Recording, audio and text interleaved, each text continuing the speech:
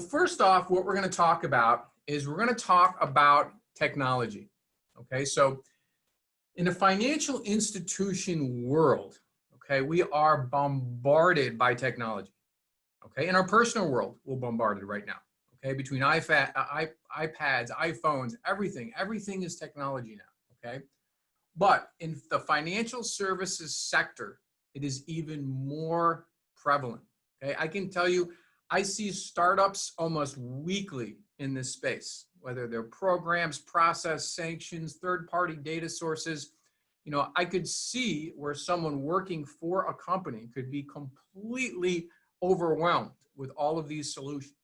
Okay, it's kind of like the old saying, don't go to the grocery store hungry. Okay, we're all hungry for that information.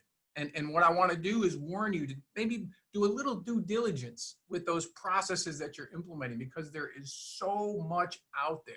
Okay, so we're going to walk through some vulnerability assessments and some ways to identify some key pain points. We're also going to go through some specific cases and examples that I've been directly involved with that have been very, very successful. Okay, so again, it's great to meet all of you. So here is the audience participation part. If you're on the East Coast, it's a little early for you. If you're somewhere in the Middle East, this could be a little late. So hopefully this question will get everyone thinking. So I see everyone. We have, of course, really high achievers in here. So you're all already in the answers. So my question were, how many connected devices were there in 2018? Okay, so just about a year and a half ago. Okay, so let's see what we have here. We have a lot of D's, 50 billion, a couple B's, okay. Oh, Michael, C's, 50 billion. This is only a year and a half ago. Okay, very, very nice. All right. So the answer in 2018, okay, we had B, 15 billion devices. Okay, so 2018, 15 billion devices. Now, that is an astronomical number. Astronomical, billion devices. What I mean by devices is those connected pieces of equipment, okay? Devices, your iPads, your iPhones, your wearables, anything connected, those connected devices, okay? Incredible, incredible number. All right, let's go back to the topic at hand. So how many connected devices 2020? And I know you started to already answer that question. 2020. So obviously we know we can cross out two answers right away. So let's see. Either C's or D's. So we have 30 billion, 50 billion. Okay, a lot of D's. Okay. So the correct answer is D. 50 billion devices. Okay, so if you look at the trajectory of where we went, 15 billion all the way up to 50 billion in only a year and a half. Absolutely incredible. Okay, so this is the roadmap that we're taking through this session, is that technology is just completely skyrocketing, okay, in the world and in our industry, okay? So what we need to do is twofold, okay? There's two aspects to look here. One, the criminals are utilizing these technologies, okay? They're finding those vulnerable gaps in your system. The second part of that, though, is we can also use that technology to help fight that. So there's more out there, like I mentioned earlier, than ever before, okay? So why we are at risk, okay? Think of our name. We're financial institutions. We're the financial industry, financial sector. There is money in our name, in our industry, okay? So there is no doubt that we are targets of organized groups and opportunistic criminals, okay? So there's one thing we have working against us, okay? The second thing is we transmit a lot of data. Okay, banks, insurance companies, credit card companies, loan companies, we transmit a lot of data. So what that means is there are a lot of data points for the fraudster to actually find a vulnerability in your system. Okay, so this is another problem. So those two things coupled together should make us believe that this really needs to be part of our radar. Okay, so let me ask you a question. How many of you have a touchless process as part of your strategy? Not necessarily your AML strategy or your counter fraud strategy, but just a customer onboarding, touchless process, online process.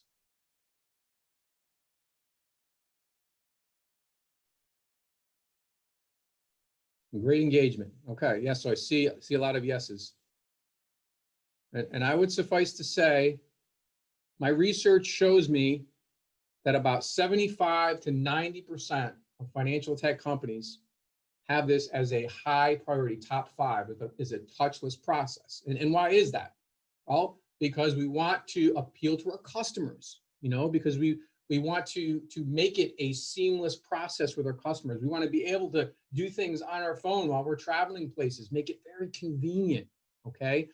So it's very important to understand how this could be an issue for us as fraud fighters, okay? Because what that touchless process does also brings many, many opportunities for fraud. So if you have those touchless processes, when we do talk about the vulnerability assessment and you're doing any type of gap analysis, it is so important to really take a close look at how that process is being implemented and what kind of fail-safes and controls you have over that process, okay?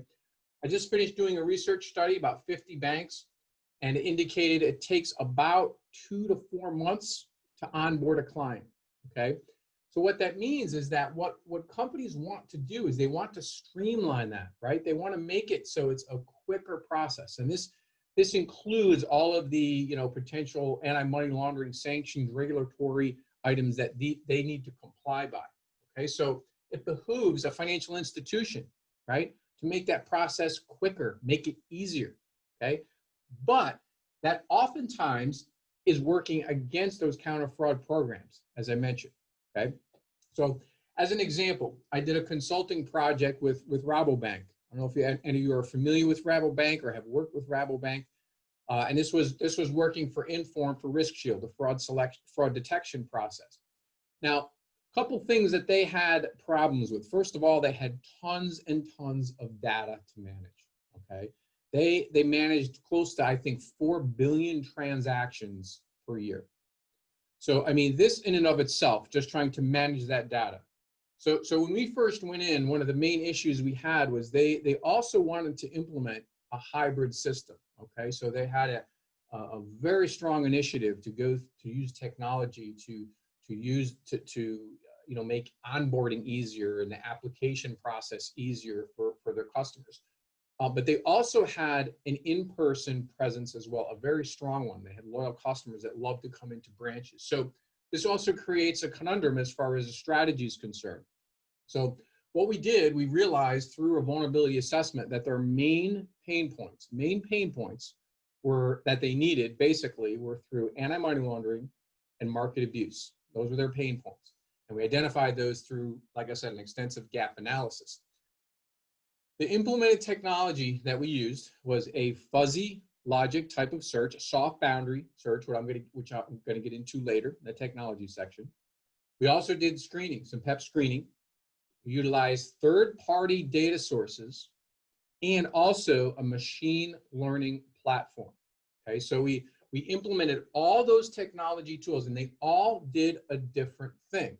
Okay, and like I mentioned, those are tech platforms, but it's so important to manage the human component of that as well. So what we want to do, and I would caution any of you that have these programs, make sure there's that human component. Make sure you're managing them. You have an analyst managing them. You're looking at the outcome, the feedback, the loop, trying to get it back into the system, depending on what you're seeing, okay? And through that successful process and successful plan, the false positives were significantly reduced. And the reason why that worked is because they were able to be agile in their approach, okay? And that's another key, another takeaway for all of you. I would strongly suggest to make sure that any system you have has a customizable, agile functionality. Okay, so you can see those false positives. You don't want too many of those, right? Because then it just bombards your system and you're not getting those cases that you really need to look at, right? So having that agile system to analyze exactly what's in your results and in your databases is really the key, in my opinion, because that creates that feedback loop back into the system, okay? But very, very critical. So first part of the roadmap, is to talk about technology. We all agreed. I can see it in the chat already that technology is going to be a challenge for all of us. We need to harness the power of that, okay? And there are those technologies out there that do that. But the second part of that is to also insert that human component in it as well. And we're going to talk about that because that's where I spent a lot of time in my academic research, okay? So this is a great one. I love this slide, and I often say, you know, in counter fraud, when you're developing counter fraud strategies, it's very much like outrunning a bear. So any of you that spend time in the outdoors know that there is a saying when people say, hey, you know, how do you fight a bear? How do you combat a bear? You know, there's different techniques. Some people say you make loud noises, you make yourself look big. But there is a joke that if you are in a group of people, you don't have to outrun the bear, just have to outrun your friends. Okay, so you do not want to be that guy in the back, okay, that's struggling right now to keep up. You want to be that company that is in the front, okay? So here is the key, and this is what I have seen across the board. Okay, 25 years, I have seen this in every company that's been successful, okay? And conversely, any company that has not been successful in counter fraud strategies and anti-finance strategies is that you have to make it harder for the criminal. And if you do, they will go elsewhere. Okay, because that bear, I tell you right now, he's not going to pass those other three guys and go right to the beginning. Okay, right for the fast guy. He's not going to do that. Criminals are going to take the vulnerable target, the guy that's falling and tripping. That's who they're going to look for. So develop those strategies, okay? Do not make yourself a soft target. Put up those fail-safes, put up those protocols, because these things absolutely do work wholeheartedly. I'll give you an example. Very, very early on in my career, one of the biggest cases that I had involved about 10 different banks, some other financial institutions, some insurance companies, and it was driven by an organized criminal ring down in Latin America. And this was the final result after about 2 years of investigation. And law enforcement was heavily involved in this. And after the case was investigated and prosecuted, I actually was a part of the arrest process. So I was actually able to see some of the facilities that were involved in this. And what I saw was very, very interesting, disturbing, and always stuck with me. So this criminal element was run like an organization, typical, you know, just like your company, CEOs, and they had analysts and field people, and they had a main boardroom, and in that boardroom there was a whiteboard almost on one whole entire wall of this huge conference room. And on that whiteboard they had a list of about 80 different banks and financial institutions. They also had a list of the key people and key targets within those institutions. They also had next to them hit or no hit. So they had a red, green, yellow light. And this is how they develop their strategy. So they know, just like the bear, they know what organizations and what you are doing. They run these like a typical corporation. Okay, so they know these things. So absolutely, that was a lesson for me early in my career. Absolutely focus on that. Make yourself more difficult. Okay. So now what I want to do is I want to loop into some psychological elements, that human component, okay? So what I saw early on in my academic career, about 2 decades ago, was that psychology is never inserted into any area of fraud, very rarely. You know, if you did a basic academic search in a collegiate level library, it's in its infancy, okay? There's hardly any research done in it. So when I started to look into this, I thought to myself, wow, you know, this is really an incredible opportunity, because psychology, psychological principles, the human element is inserted in every other area, every strategy, whether it's marketing, whether it's basic business process, whether it's pharmacy, it doesn't matter, but there's always a human component and psychological aspects to it, okay? And especially in other types of crime, okay? When we study crime, extortion, kidnapping, human trafficking, what we do is we look at theories like these three here, and we try to predict behavior. Because what we can do is, if we can predict the behavior of a financial criminal and understand what motivates them, that will help with our strategies wholeheartedly. And we are at an incredible disadvantage because there is not much information from a psychological perspective that you can all draw on to say, okay, this criminal acted this way, and let's take the appropriate countermeasures to do that, okay, to make sure that doesn't happen again, okay? So what I want to do is I want to dive into the psychological principles for a minute so we have an understanding of exactly what motivates the financial criminal. Now, I know a lot of you, of course, are familiar with the fraud triangle, it's opportunity and motivation. What I will say in my research is the following, that undoubtedly, to me, fraud is a matter of opportunity.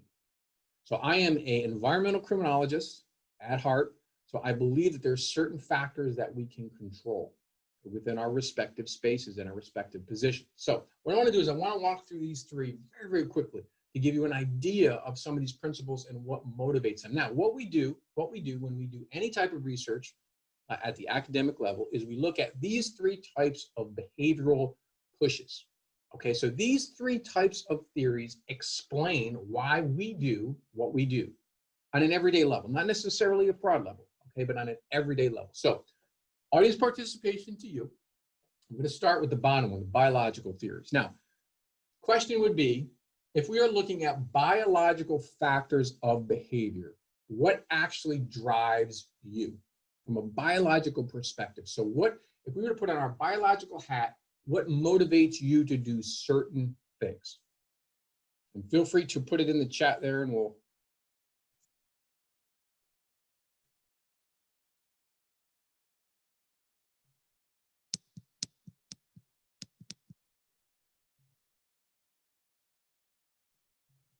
Okay, great. So read hunger, survival, good, okay. Family, age, hunger, very, very good. I like this. Health, greed, fear, trap, okay. Good, so very, very nice. I like this. So having this understanding is going to help really focus your strategy. So think about this. Biological factors have to do with chemistry or chemical makeup. Okay, so let me ask you guys a question. How many of you, especially maybe in the Middle East that are late, that's late right now, if you had a triple espresso, you'd be up all night? Okay, how many of you, if you know, had a triple espresso in the morning and it has absolutely no effect? Okay, so do you see how that has? And I know there's certain side conversations about tolerance and things like that, but understand that at our core, we all have a certain chemical makeup, a certain biological makeup. We're affected by different things, okay? So when I look at all those theories, all those biological theories, that's what they focus on, okay? They focus on those biological, you know, inborn factors. So if I were to say to you, the only word you need to remember with biological theories is inborn, okay? So then, you know, I have to go back and say, okay, all those theories, there's hundreds of them out there from an academic perspective. Can we apply any of those at all in finance, right? And I would say, no, absolutely not. You know, I mean, we can't adjust anyone's chemical makeup, the fraudsters, the organized criminals, the opportunists, that does not apply, okay? So all of those theories I would cross out, okay? So none of those things apply to predict the financial criminal. So then I move to the next one, psychological. So what does that sound like drives behavior? Okay, psychological influences that drive behavior.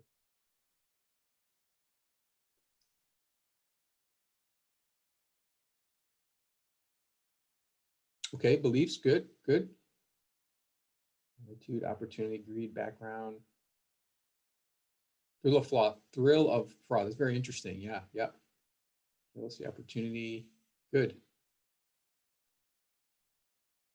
Patient motivation, good, good, good. So the psychological school basically is a mental deficiency, okay? So if you did like a Wikipedia search of psychological school, you come up with probably someone like Jeffrey Dahmer or Manson, okay? Someone that has so many deep-rooted psychological problems that you just can't comprehend why they did what they did, okay? So why is that important to us? Because we really can't control those, all right? So all those hundreds of psychological theories and academics, in my opinion, do not apply, okay? So let's move to the sociological school. So what does that sound like drives behavior? Okay, sociological theories. How do they drive behavior?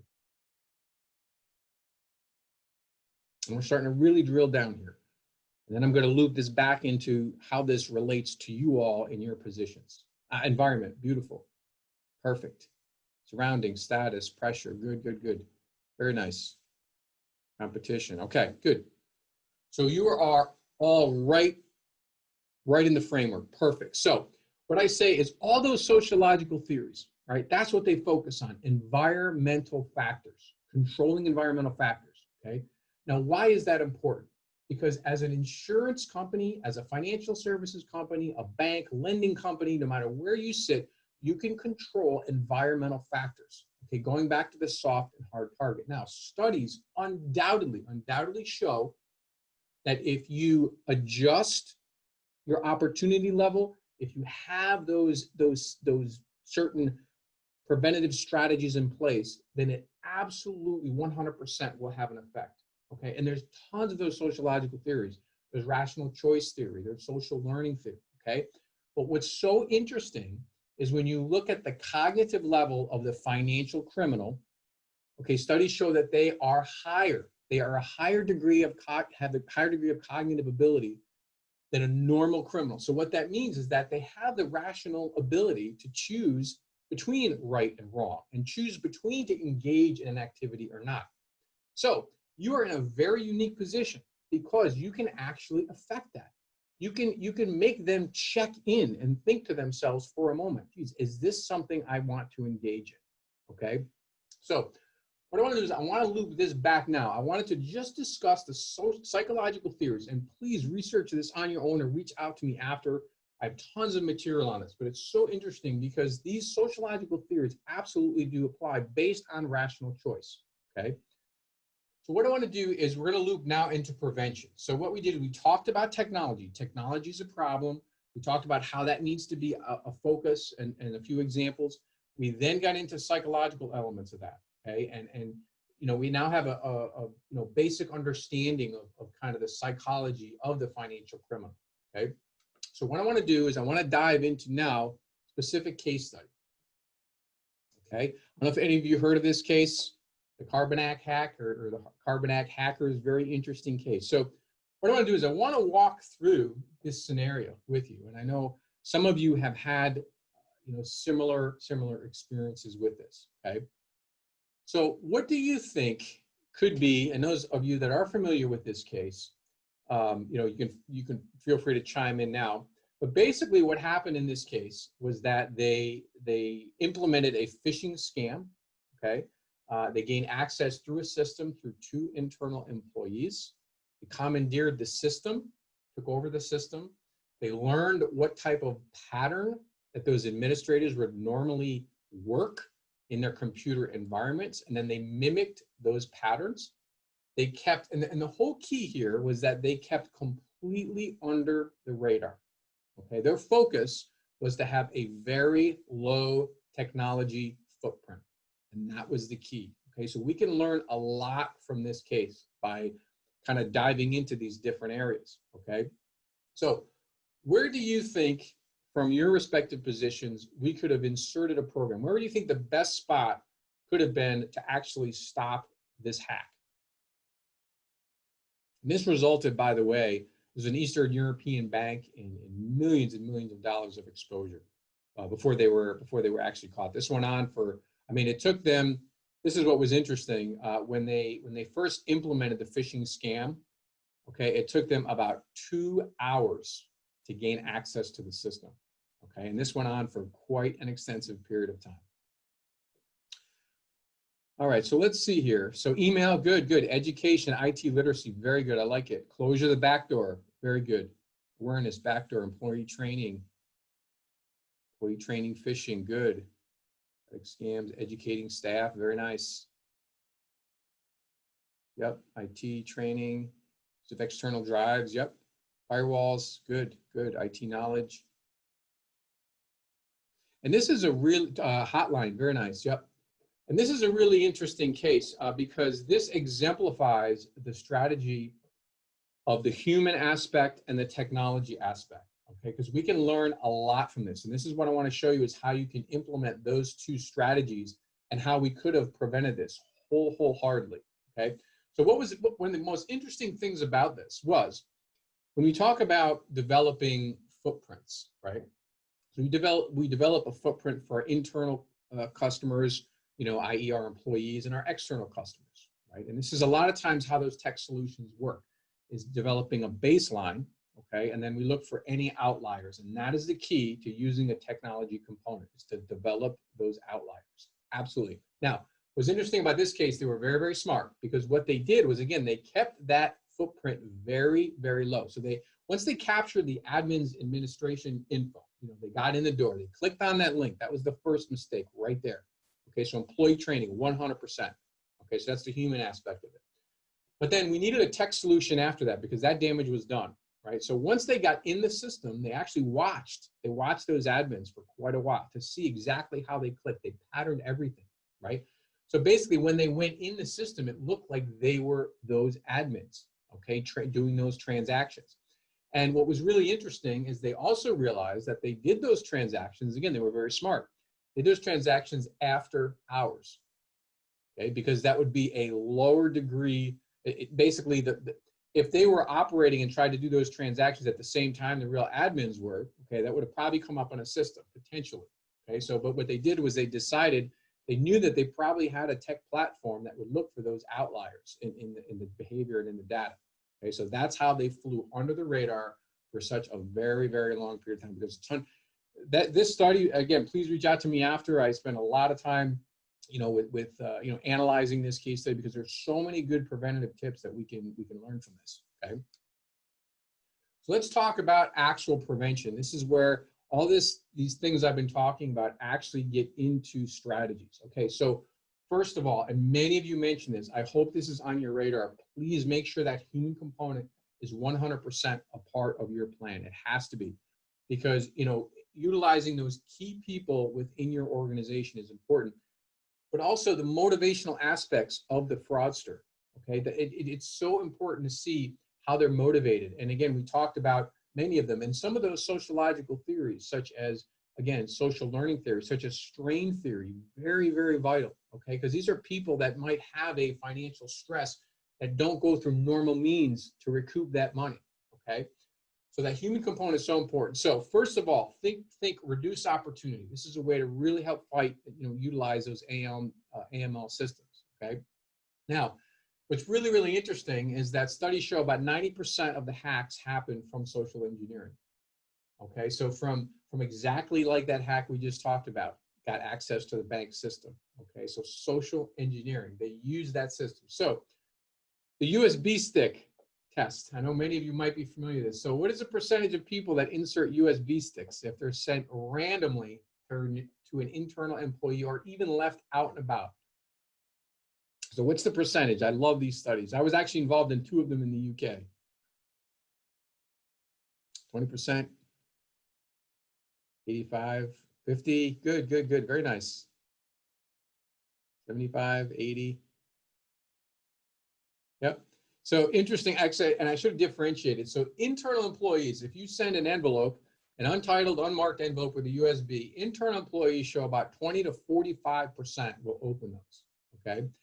External, if you just leave them out somewhere, at a coffee shop or something, shows about 80% of people open those. Now, this is what the fraudsters feed on, vulnerability. They know that we're curious. We have natural curiosity. We want to know what's on that USB. Is there photos? Is there, a key to $1 million or something like that, okay? This is where many of you keyed in this. Training is so, so important. And sometimes basic training. Sometimes when I go in and do just basic high-level fraud awareness training with an organization, that's exactly what we look to do. It's just creating awareness that people are opening these things, okay? But that's a problem, okay? Another strategy using a human component is honesty statements, okay? I was involved in a very heavy study in the UK that looked at this. They actually inserted part of they did a study, an honesty statement with tax documents, okay? And basically what it wasn't like a legal statement. It just kind of said, hey, I swear to tell the truth and nothing but the truth in these documents, and et cetera. Because what that did is it actually checks people in from a morality level, okay?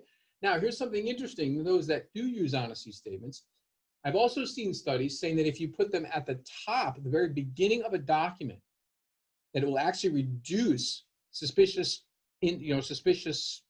information being inserted by about 20 Because what that does, think about it, when you testify in court, you don't testify you're going to tell the truth at the end, you testify in the beginning.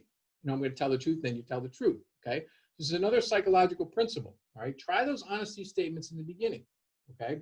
And even just try putting them in there if you're having any kind of onboarding process or a submission for a claim if you're an insurance company, okay? And lastly, too, vacations, okay? That actually is a red flag. An internal employee, if this is what you're looking at, internal fraud in your bank, vacations. I don't know if any of you are familiar with the Theranos, the blood company, Elizabeth Holmes. And one of the big keys, she never took vacations, I think 3 or 4 years, because when people take vacations, of course, they leave their desks, they leave their offices, okay? So that is, there's a very high chance that if you are involved in some sort of suspicious activity, that someone else is going to find out about it, okay? So make sure you focus on those human components, okay? So let's talk about tech. All right, now this is where it gets interesting. So let's leverage tech solutions, as I mentioned. So I want to talk a little bit more specifically about that. Behavioral bridge is any information that any way you can gain some sort of data, okay? Whether it's on a customer, whether it's an internal fraud, whatever you're looking at, okay? If you can somehow capture data, and a lot of times it's already within your company, okay? There's ways to leverage data from different departments, different sources, and try to assess and translate that. It's kind of like the KYC program. It's the same process where you're taking data, but then you're inserting it and developing a profile. So this is what I mean by a behavioral bridge. You're developing a behavior, and the whole key with these tech solutions is to look for outliers. Look for outliers in the process, okay? Now, the tech solutions out there right now, they utilize some very advanced process, okay? What I would suggest, utilize whatever resources that you have. So, for example, the fuzzy logic search that I mentioned before that was implemented in ING Bank, in Rabobank, excuse me, what that did was that actually looks for, it has what's called a soft boundary, okay? These are very interesting technologies because what it does is it will actually look for, it's not a black and white, like a yes or a no. If you're looking at some sort of fraud detection program, it's a soft boundary. So it's going to actually catch, like the video we saw a little bit earlier, they changed the name, Arthur ER, Arthur UR, okay? If you have a fraud detection system or text mining program, a process that's going to extract that, it's not going to pick that up. A fuzzy search, what it does is has soft boundaries. So it's going to recognize that. And that is a very typical MO of organized criminals, okay? Especially some ethnic groups that will actually switch letters and switch words around for that reason. Okay, so that's a huge flag and way to really hone in on your fraud detection strategy. Second, many of you I know, machine learning AI, we've seen incredible results. I personally have in using those modules because what you're doing is you're also managing those situations moving forward. Okay, I'm working with a bank in Greece right now and it's doing very well. But what's so important though, it's critical to maintain connection with those machine learning process because in that environment, what's happening was we needed to create a stronger feedback loop back into the system, okay? Because sometimes there's a tendency with those machine learning platforms to throw the system, insert it in there, and just kind of sit back and wait and say, okay, let's see what the results are, okay? It's very important to see those results and loop them back into the process, okay? And look to see how is it predicting? What are you looking for, okay? Because those machine learning processes have to be managed. As soon as we started to put some parameters of what the system was looking for, knocked it out of the park completely.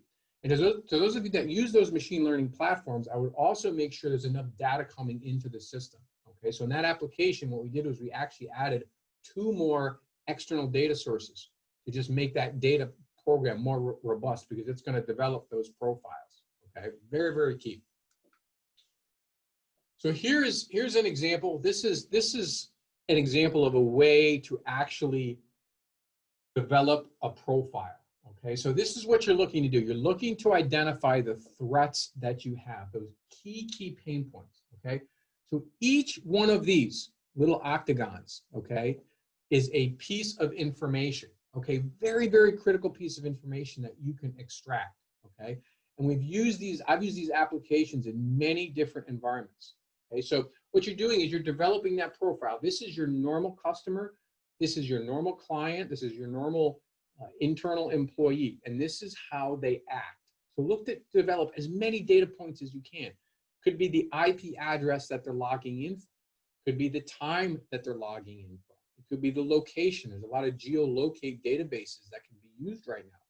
Also, biometric screening. That's big. I've seen a lot of positive feedback on that. In other words, how you actually click and move your mouse, how you move and click and handle your phone and swipe and type things in. Very, very important. So if you can extract that and bring all these data points together, okay, as soon as it goes into your system in that tech platform, you're going to get a green. Okay, you're good to go. Now, if at any point in time this happens, and you get basically everything working together except for 2 items, and the IP address wasn't right, the mouse clicks weren't the same, okay, it's going to put a stop in your system, okay, and that's what you want. You want that real-time feedback loop to start to loop back into your suspicious platform, whatever that might be.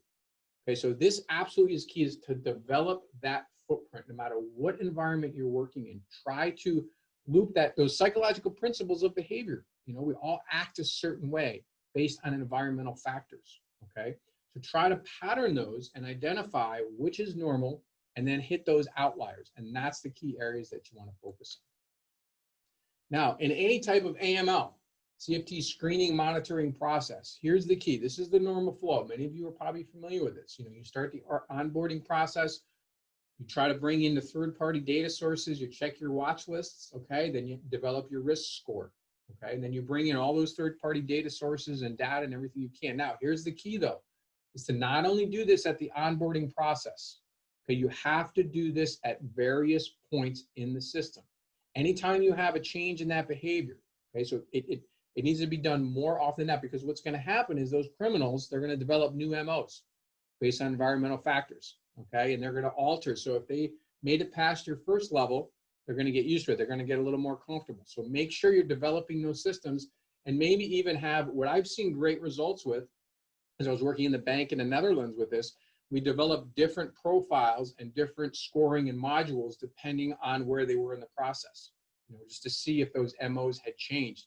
And that was a machine learning platform, so we could learn, the system learned from that. So we would have a different module for the onboarding process, and then we would have certain check-in points, and we'd have different false positives and scoring modules that went into that. Okay, so that is absolutely key. Okay. Now, lastly, the vulnerability assessment. I know many of you are involved in this process. I highly recommend this. You put this in a quarterly plan at least. I would strongly recommend doing this a holistic approach once a year on an annual basis. And what you're doing with a vulnerability assessment is you're looking at the entire ecosystem of your organization, all the way, even at the banks. We've done this at the teller level, you know, for in-person banks, all the way to your IT folks, the marketing folks, sales, recovery. Doesn't matter where you are. Look at every single link in that process and look for that broken link, okay? Because that's, you wouldn't believe what we found before just based on that information in this vulnerability assessment. Do that once a year, but then also do a health check every quarter. Okay? You can do that yourself, or you can actually have a whole team come in. It depends on what kind of resources that you have. But these are key. Now, what you want to do with these vulnerability assessments is look at the pain points. Look at those cases that were the most severe, that you had the highest exposure on in the last year. That's what you want to start with, okay? No matter where that was. Maybe it was an AML case, okay, that got under the radar. Okay, how did that happen? You know, because again, through that technology, that low touch process, okay, those cases, just like the car bank situation, they're going to fly under the radar, because that's what they did. They knew what those thresholds were, and they stayed under that for years, and they got millions of dollars. You have to make sure that you're focusing on those. And just some trends that I'm seeing from the market, tons of cross-border stuff. I'm seeing such a spike in that activity right now in the last few months. It's unbelievable. So any of you operating on an international level, probably most of you, look for any cross-border connections right now. They are big. We're seeing big cases pop up. Law enforcement's asking for our assistance on these. You know, whether the transactions are going international, people are out of their normal countries traveling. Tons of cross-border suspicious activity going on right now. Another factor to consider is increased volume, okay? in certain environments, like the banks in the United States, when we had the PPP loans that were being processed, they had to actually hire people, college, even interns, people that might not be qualified to approve loans to approve those. Huge vulnerability in the system, okay? And we've also seen tons of fraud come from that. We had the big ring that the United States Secret Service just busted on that. So with that increased volume brings increased opportunity, okay? You have just more data coming in the system that you're not used to. So keep an eye on that. Third factor, remote workers. I know almost all of us are remote right now. That brings incredible vulnerabilities. This is why training is so important, okay? Make sure those VPNs are strong. Make sure you have your IT security systems up to date. We've had actually 3 major situations come up in the last 2 weeks on this, just because we had remote workers, and it's harder to monitor internal situations, vendor relations. So make sure you have your eye on these remote workers. Cryptocurrency is huge. Many of you have your eyes on that.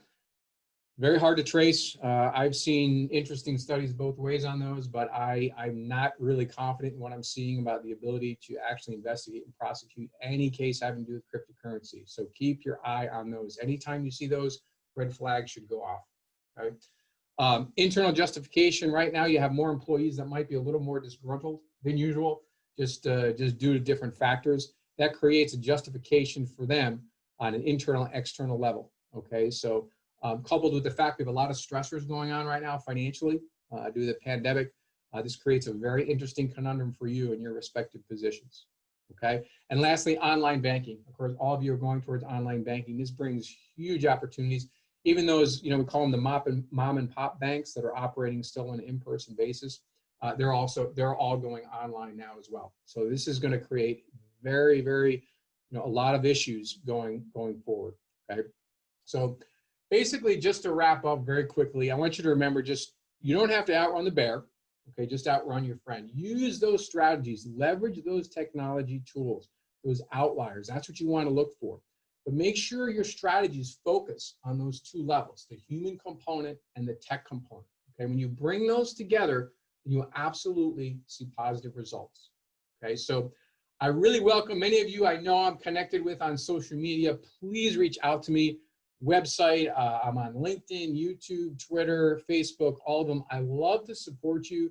I spent 20 years researching this topic. If there's anything I can help you with out, please let me know, because I do have that material out there. So that being said, we can open it up for some questions in the chat. And again, please follow up with me after as well, if you'd like to take it outside of this session. Thank you very much for the amazing session. And with that, I know that you were able to catch me, and now, I'm serving all my time here in this prison because I was doing financial crimes. And, we can see all these financial experts who learned from your experience what they can do. And especially, but I just have some questions, about, these techniques. So this is one of them. Look what they are doing now. They are using actually dogs inside the airport to be able to sniff someone moving the cash physically. So I think people, they notice that all these controls are in place right now. So in that way, they decided to go to the old ways of moving the cash internationally. What do you think about that? Going to the old techniques, not using the new smart technology. Absolutely, yeah. A great question. This is why developing that double strategy, using the human component, and most importantly, keeping an eye, like I mentioned, on that feedback loop. You have to always look at that system you have in place, right? And those processes absolutely could go back to the back to basics, we call it, filtering money into certain accounts. I mean, we have the cryptocurrency, of course, that's the, the new age of the way financial crime is working. But still, we have the hardcore basics. And studies show from a psychological perspective that they will find that weak link. If that's the weak link, actually transporting via normal means. As a matter of fact, I was just on a call yesterday with a police department in Belgium, and what they're looking to do actually is weigh vehicles at certain points. Using certain technologies and data analytics, because what that's going to do is that's going to show if there's any contraband, such as money or drugs, in a vehicle. So this is very interesting, and this could be used as part of a data analytics process or program. Thank you very much. What about now? You can see what's going on right now, that actually hackers, they are using politicians who are actually going on media, and they were able to steal their fingerprints because the quality of the images we are getting now is 8K on TVs. So you can see exactly. What about your comments about all these social media, posts and, media that we have that hackers are using? Yes, this is such a incredible point. I'm glad you brought this up. I would suggest companies absolutely have someone that is an expert in social media on their team. Absolutely. And even if it's someone in your team, we just had a situation very similar to this with a bank in Greece, and they actually had someone internally. They didn't have to hire anyone else that had an expertise in social media. And this is why. Look at the recent Twitter hacks. The way that the Twitter hacks actually gained into the system, that was also social engineering. And once they got into the system, they made posts from Biden and Obama. I think Kanye West was involved, basically asking for money through cryptocurrency. Okay, so the way the technology is working, it's extremely hard. Even when you're looking, even when you do a internal level search on those photos and look at the JPEGs and the metadata, like you said, it's still very, very hard to detect those. Okay, but what you can do is develop a behavioral profile on the type of individual, and when they post, you can actually develop these things as far as a cognitive footprint. When they're in social media, how they're posting, and you can actually look at that behavior. So even though the photo might look alike, that person maybe never posted at 2 a.m. on a Saturday. Well, there's an outlier right there. So it all comes back to that behavior. Yeah. What about currently we can see that, criminals and tourist financing, they are using social media. Look at this interesting, they went over social media and they posted saying, okay, support us, we need money, and don't worry, send the money to this Bitcoin, no one will know. Yep. And we see this unfortunately at every single level, even going to the GoFundMe. The GoFundMe, they've had connections with the criminal element as well. And this is where, again, you have to look at the vulnerable population here, that it feeds into some vulnerable population. It feeds into something inside of us, that human component. And they're saying, yes, help us out. But yes, these social media posts are quite common, and a lot of them, they could be triggered by, by spam. And this is where an internal control, an IT control system to prevent those from going to employees is absolutely going to help, because they're not going to actually infiltrate the system. But this is where some really good training for internal employees is going to come in play for sure. I agree with you. And also criminals today, they are focusing on the customers. So look what they are doing in Oman. What will happen? They understood banks, they have controls, about customers, they have vulnerability. So in that way, you are visiting website, then you get this message. It's coming from the Royal Oman Police, and they are saying, you visit the website, this website is blocked, you need to enter your credit card, otherwise you are going to be in trouble. So sometimes it looks really legitimate. You are looking at it, they have a counter. So in that way, they are targeting customers in these days. Yep. And they're getting more sophisticated and complex. This is why Rabobank came to us, because they saw their phishing scams were just becoming increasingly complex. The days of looking at an email, looking for a misspelling, and maybe something inverted or didn't fit right, those days are over. I mean, these do look like legitimate, legitimate addresses, legitimate sites, absolutely.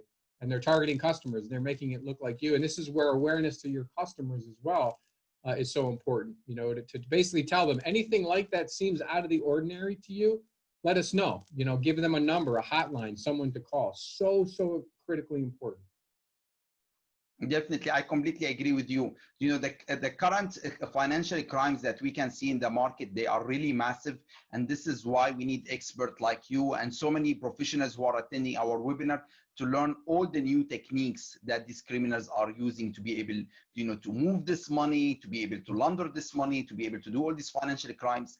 And the issue currently with all this technology that's coming up, it's helping us catching them, but at the same time, it's working against us, because these guys, they are using the technology in the same way. So what do you see the future? Where is this going? Who is going to win the game? Of course we are, yeah, because we have great sessions like this. Yes. Put me in prison like this, unbelievable. You're in for life, Iyad. I'm sorry.